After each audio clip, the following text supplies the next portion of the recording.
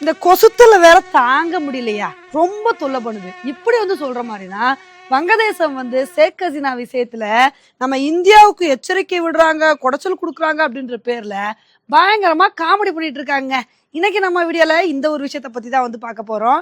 நம்ம எல்லாத்துக்கும் தெரியும், வங்கதேசத்தை பொறுத்த வரைக்கும் எப்படியாவது இந்தியாவில் இருக்கிற ஷேக் ஹசீனாவை அவங்க நாட்டுக்கு கூப்பிட்டு போயிடணும், அங்க போய் ஜெயில அவங்களை அடைச்சிடணும் அப்படின்னு படாத பாடு போட்டுட்டு வந்துட்டு இருக்காங்க. இப்படி இருக்கும் போதுதான் இப்ப வங்கதேசம் திடுதுப்புன்னு என்ன தெரியுமா சொல்ல ஆரம்பிச்சிருக்காங்க, நீங்க ஷேக் ஹசீனாவை எங்க நாட்டுக்கு அனுப்பல, நாங்க மட்டும் இல்ல உலக நாடுகள் ஒன்று திரண்டு இந்தியாவுக்கு எதிராக செயல்பட்டு ஷேக் ஹசீனாவை எங்க நாட்டுக்கு கூப்பிட்டு வருவோன்னு இது மாதிரிலாம் பேசியிருக்காங்க. இன்னைக்கு நம்ம வீடியோல இதை பத்தி தான் தெளிவா பார்க்க போறோம். வங்கதேசத்தோட லா அட்வைசரான ஆசிஃப் நஸ்ருல் ஒரு பேட்டி ஒன்று கொடுத்துருக்காரு. அதுல அவர் என்ன சொல்லியிருக்காரு அப்படின்னா, நாங்க எவ்வளவோ தடவை இந்தியா கிட்ட சொல்லிட்டோம், ஷேக் ஹசீனாவை எங்க நாட்டுல திரும்ப கொடுங்க, ஏன்னா அவங்க மேல எக்கச்சக்கமான குற்றச்சாட்டுகள் இருக்கு, அவங்க ஒரு குற்றவாளி, அதனால நீங்க அவங்கள எங்க கிட்ட ஒப்படைக்கணும்னு நாங்க எவ்வளவோ தடவை வாய் வார்த்தையாவும் சொல்லிட்டோம். அதுக்கப்புறம் நாங்க கடிதமும் அனுப்பிட்டோம். ஆனா இதுக்கு இந்தியா கொஞ்சம் கூட ரெஸ்பான்ஸே பண்ண மாட்டாங்க. அதனால இந்த விஷயத்துல நாங்க சும்மா இருக்க மாட்டோம். எப்படியாவது ஷேக் ஹசீனாவை எங்க நாட்டுக்கு கொண்டு வரதுக்கான முயற்சிகள் எல்லாத்தையுமே எங்களோட வெளியுறவுத்துறை அமைச்சகம் எடுக்கதான் போறாங்க அப்படின்னு இது மாதிரி ஒரு விஷயத்த சொல்லியிருக்காரு. இதோட நிறுத்தாம மனுஷன் என்ன சொல்லியிருக்காரு அப்படின்னா, நாங்க இந்த விஷயத்துல வங்கதேசம் மட்டும் செயல்பட மாட்டோம், இப்ப இந்த ஒரு விஷயத்துக்கு எதிராக உலக நாடுகள் எல்லாருமே ஒன்று திரண்டு இந்தியாவுக்கு எதிராக செயல்பட போறோம், எப்படியாவது ஷேக் ஹசீனாவை எங்க நாட்டுக்கு கொண்டு வந்தே தீர்வோம் அப்படின்னு இது மாதிரி ஒரு விஷயத்த சொல்லியிருக்காருங்க. இதை கேட்கும் போதுதான் நமக்கு சிரிப்பா வருது. பாருங்களேன், வங்கதேசம் அவங்களோட பங்காளி நாடு பாகிஸ்தான் எப்படி பேசுவாங்களோ அதே மாதிரியே பேசுறாங்க பாருங்க.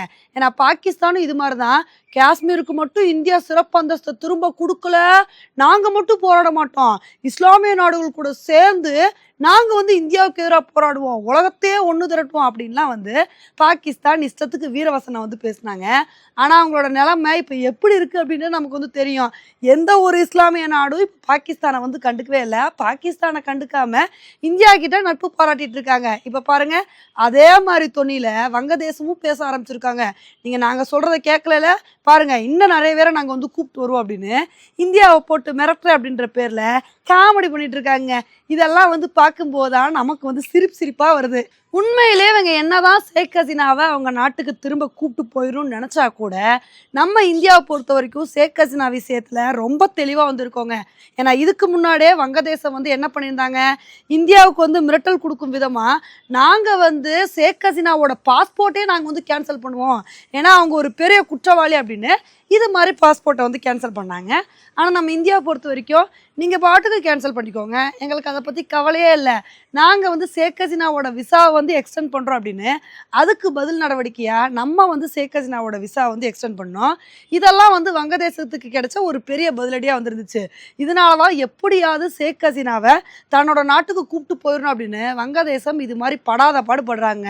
அவங்க என்ன சொல்கிறாங்க அப்படின்னா, இந்தியாவுக்கும் வங்கதேசத்துக்கும் எக்ஸ்ட்ராடிஷன் ட்ரீட்டி இருக்குல்ல, ஸோ இந்த ஒரு ஒப்பந்தத்தின் கீழே குற்றவாளிகளை எங்க நாட்டு குற்றவாளிகள் இந்தியாவில் இருந்தா இந்தியா எங்க நாட்டுக்கு அனுப்பணுமா இல்லையா, ஆனா ஷேக் ஹசீனாவை மட்டும் அனுப்பாம இருக்காங்களே, இது என்ன நியாயம் அப்படின்னு இது மாதிரி கேட்டுட்டு வந்துட்டு இருக்காங்க. வங்கதேசத்துக்கு தான் ஷேக் ஹசீனா குற்றவாளி, ஆனா நம்ம இந்தியாவுக்கு ஷேக் ஹசீனா குற்றவாளி இல்லை. ஏன்னா ஷேக் ஹசீனா வங்கதேசத்தோட பிரதமராக இருந்தப்ப நம்ம இந்திய வங்கதேச உறவுகள் அப்படின்றது எவ்வளவோ தூரம் சுமூகமா இருந்துச்சு. அப்படி இருக்கும்போது நம்ம ஷேக் ஹசீனாவை அவ்வளோ ஈஸியா விட்டுற முடியுமா? அதனால நம்ம இந்தியாவை பொறுத்த வரைக்கும் ஷேக் ஹசீனா விஷயத்துல நம்ம அவங்களுக்கு எந்த அளவுக்கு பாதுகாப்பு கொடுக்க முடியுமோ அந்த அளவுக்கு பாதுகாப்பு கொடுத்துட்டு வந்துட்டு இருக்கோங்க. இவங்க இவ்வளவு தூரம் வாய்க்கிலேயே பேசுறாங்களே, இவங்க இந்தியாவுக்கு எதிராக என்னெல்லாம் பண்ணிட்டு இருக்காங்க. இந்தியாவுக்கு எதிராக இருக்கிற கைதிகள், ஜெயில இருக்கிற கைதிகளை கூட இவங்க விடுவிப்பாங்களாம், இஷ்டத்துக்கு கைதிகளெல்லாம் ஃப்ரீ பண்ணுவாங்களாம். ஆனா நம்ம மட்டும் ஷேக் ஹசீனாவை இவங்க நாட்டுக்கு அனுப்பணுமா? என்னதான் நியாயம் பாருங்க.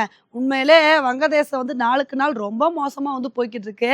இதுக்கப்புறமா அது திருந்துறாங்களா அப்படின்றத பார்க்கலாம்.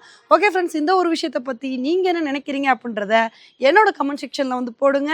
இதே மாதிரி இன்னொரு வீடியோல உங்களை மீட் பண்றேன். Bye friends.